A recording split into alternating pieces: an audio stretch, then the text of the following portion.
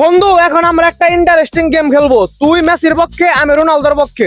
10 second সময়ের মধ্যে দেখবো কে সবচেয়ে বেশি ফুটবল প্লেয়ারদের নাম বলতে পারে। আরে বেটা জিতবো তো আমি। কি আরে বলুন। আরে বেটা জিতবো তো আমি। ও বেটা জিতবো আমি, কারণ আমি 10 সেকেন্ডে সবচেয়ে বেশি প্লেয়ারদের নাম বলতে পারবো। আচ্ছা গাইস, তোমরা কমেন্ট করো কে জিতবে, মেসি নাকি রোনালদো। और शुरू करते हैं बिना किसी बकचोदी के। তো গাইস এখন মেসির 10 সেকেন্ড সময় শুরু। মেসি, নেইমার, এমবাপ্পি, পেলে, ম্যারাডোনা।